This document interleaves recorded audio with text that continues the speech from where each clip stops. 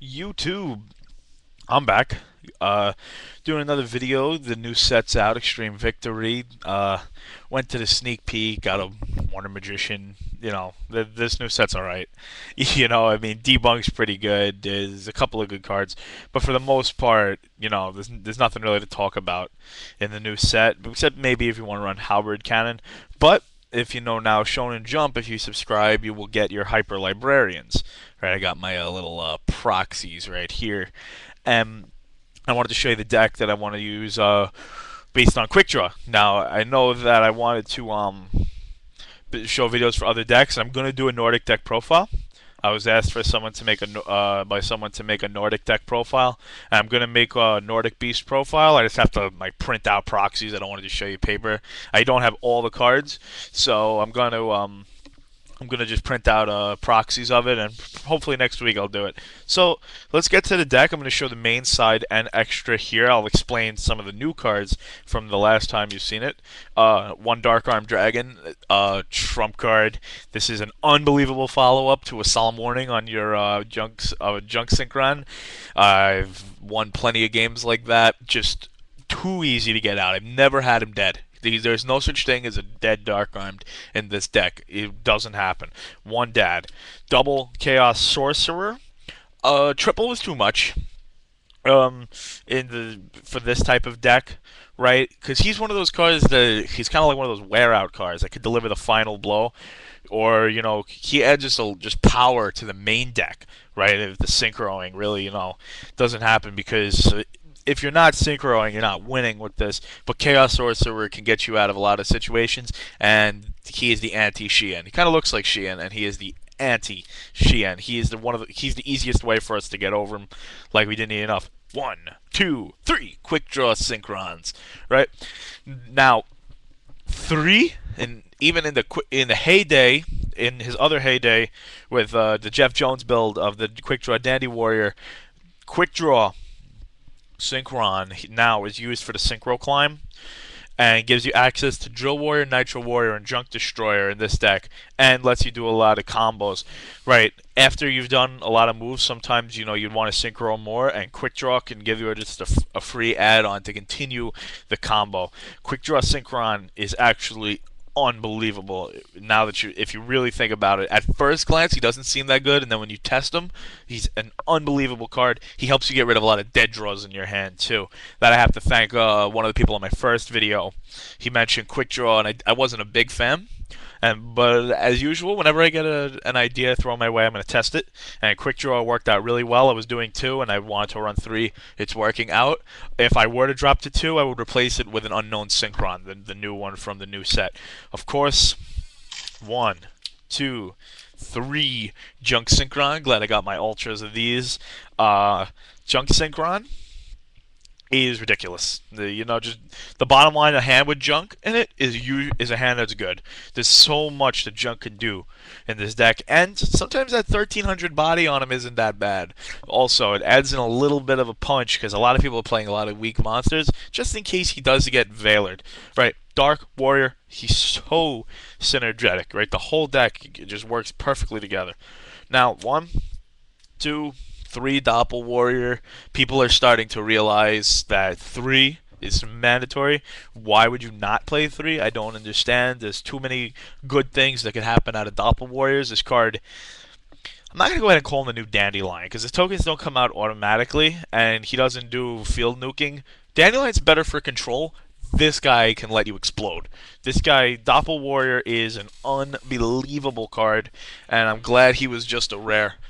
Now, that is for the Junk Dopple and Quickdraw 3 cards. Now, as you guys know, the Hall of Famers, the Plant Engine, right? 2 Lonefire, Spore, Glowup, and Dandylion. You gotta run this stuff. I mean, you could cut this if you want to run a different kind of build, but these 2 are mandatory, especially Glowup Bulb. So there are some builds in Japan running 2 Glowup Bulbs. That's how important it is to get a bulb in the grave, because Bulb's a free 1-star tuner to the field that triggers Dopple Warrior and just does a lot of stuff. Now, the Lightsworns, Lyla, Lightsworn Sorceress, and double Ryko. Just lights. You know, they're lights. They're good for destruction. Lyla gives you another way to get into Arcanite Magician. Lyla gives you a little bit of punch in the main deck. And Lyla can destroy immediate threats, such as Royal Oppression, before you do something. Lyla is an excellent way to get around Royal Oppression, which is one of the worst cards that we could face in this deck, because we are based on special summon spamming. Double Veiler, it's just too good. Sangan target, search out, Double Veiler, need not be said. It might as well be a trap card. Okay? But it's a light works that. One Sangan, search out. It really works well with Junk Destroyer for quick draw. Just a great card. Sangan, Hall of Fame card. You know, way back when this card was good. Still good. Good in almost any deck. And basically searches out your whole deck. One Level Eater. Wow. At first, I didn't think Level Leader would be that great, and I was like, okay, you know, what's the point? Level Leader keeps coming back. Level Leader doesn't have that once per turn stipulation or once per duel that all of these new cards are having. And Level Leader is a continuous revival, which then can let you either Milford Bulb or revive Spore or do something to continue to synchro and add on. And a level Leader and a quick draw in hand is a free Junk Warrior, which is another synchro, which you'll know is very important when you are actually using Hyper Librarians. One charge at a Light Brigade, consistency. That'll be the key to the spell trap lineup. You're going to notice that all the spells and traps are work towards the consistency. This is a very aggressive deck. This is not your control deck. One Dark Hole, why not? One Foolish, you play it, it sets you up. Like I said, consistency. Foolish Burial adds to that consistency. Okay? Giant Trunade, okay, get away a lot of those pesky back rows. So this can be considered an OTK enabler. I consider it a play enabler. You know, you really sometimes need to have Trunade in order to even do anything sometimes when there's so many traps. Okay? One Monster Reborn, just too good not to play. Okay. Double Space, like I said, a lot of back row, and a lot of the back row that hurts us are actually face-ups. Skill Drain, Necro Valley, and Royal Oppression are three cards that can really mess up this whole deck's game plan. One for one, need to get a hollow of this, but one for one, you have a hand with one for one in this particular build, it's a good hand. It doesn't matter what else is in your hand, a hand with one for one in it is great. One for one can win your games. Double Pot of Avarice resets your synchros and just +1. And a lot of the times at +1 is not even slowing you down. One Reinforcement of the Army, 6 targets, no reason not to play it. Speeds up your consistency. And speaking of that, 1, 2, 3 tuning to 6 targets. I have 3 quick draw and 3 junk. Now, but a lot of times when I think of building decks, like they say, you know, what's your target to card ratio? And when I think about it, I say 6 samurais. You know, a lot of the builds that don't even run hand, you know, or even if they do run hand, they have 7 targets for 3 smoke signals. But you'd never in a million years consider them not to run 3 smoke signal. So tuning speeds up your deck. Getting junk and quick draw in your hand, it can really speed you up. And trap lineup, because this deck is so packed. Double Royal Decree, right? Royal Decree could either be mained or sided depending on the type of build you're doing. And just there's so many traps, and getting off a Royal Decree gives you peace to do it, and you could really go to town on people. Decree is really important. Okay, so that's the main deck. If you have any questions, please feel free to leave it in the comment box below. Okay, extra deck. Double Formula Synchron, mandatory. Staple 3 is overkill. If the extra deck was at any more, feel free to put it 3. But while we're at 15, no, you cannot run more than 2 formulas. You have avarices to get them back. You can formula more than 2 times in a duel. Just get the avarices and and play them right. It's also a light, and it's a lot of times is the light you're moving. One Armory Arm just to have a 4. Comes in handy from time to time, but it's just it's just good to have a 4 in the deck. That way you have an option. Just a generic level 4. One Junk Warrior, the combo is still amazing. Junk, Dopple, Junk Warrior to 31. Punch over a lot of big stuff. Punch over a Judgment Dragon that's been sitting on the field. If you're running into Lightsworns, someone's still playing them, right? It gets over a lot of stuff, and it's just a fast kill. And it gives you something to make if you have to pitch level leader with quick draw. It could give you something to put onto the field. Okay. 2 Tech Genus Hyper Librarian. These are obviously proxies, as you can see, but this is probably the most broken card to come out since Dark Strike Fighter. This card can give you first turn, go through your whole deck, and have 5 monsters, 5 back row, a full hand, and those monsters are like Shooting Star Dragon and Nitro Warrior, and just it needs not much to be said about him, and it's a generic 5. I took Cataster out. I found Cataster to be less useful. I mean, I run it if I don't have Librarians, right? But if we're considering that Librarian's out, Librarian is definitely going to go in over Cataster, and Junk Warrior needs to be in there for those quick draw plays, which are fairly important. 1 Brionac, Dragon of the Ice Barrier staple. This card wins games. Brionac can set your graveyard up. Brionac can clear your opponent's field. Brionac can just win you anything. Brionac is just ridiculous. 1 Drill. Drill Warrior is still great. Beware Solemn Warning, making you go minus 100.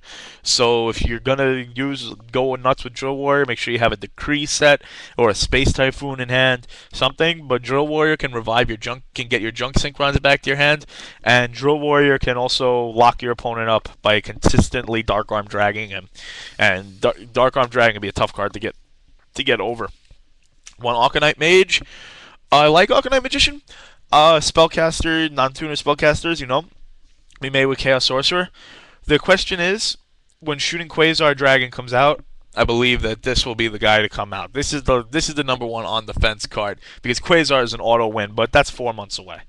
Next card, Black Rose, of course, generic 7, best generic 7 in the game, besides Dark Strike, and nukes out the field, and is just something that you just don't want to go without running.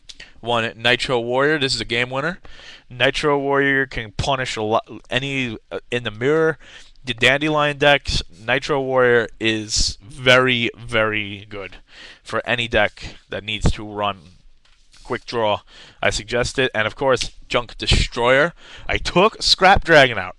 Right, that was a hard decision of what to take out, and I realized that Junk Destroyer in this deck is going to do more than Scrap Dragon. Right, even though Scrap Dragon does have the big body, there's too much you could do with Junk Destroyer not to go for the big plays. Stardust. Need less be said. Stardust Dragon gives you access to Shooting Star Dragon. It's protection. You go for those big first turn plays, sometimes you're going to want to get a Stardust on it. That way Dark Hole can't really mess you up.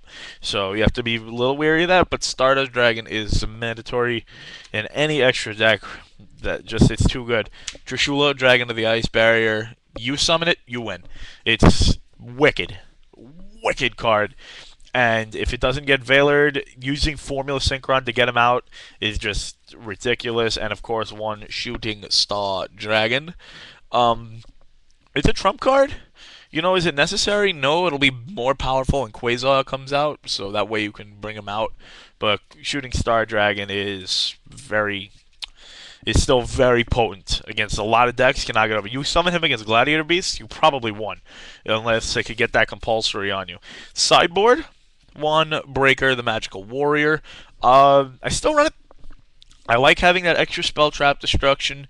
I like having the body. It's a spellcaster. That way you can use for Arcanite Magician. There's a lot that can be done with Breaker, right? I was running 2, but I like 1 now. It's still great against Gravekeepers. Can pop a Necro Valley and then attack over that Descendant that's been messing up your plays. Okay, double Sidra. This card could be mained in this deck, honestly. But Cyber Dragon, it gives you access to Fortress Dragon. It's a free special. I side this in almost every duel. I find a reason to side Cyber Dragon in almost every duel, which leads to the question, why wouldn't you main it? That tells you how much space is crammed into this deck. Double Crow. I love DD Crow for its versatility. We'll see what Debunk does to DD Crow if people are going to be siding that card. But if they don't, DD Crow is still as lethal as ever. It's dark. It's a 1-star. It could come through in a lot of different situations. DD Crow is still one of the best side deck cards. 1 Kinetic Soldier. I still like him. He's a Sangan target. I mean, so I was given the reason to run Puppet Plant. Got my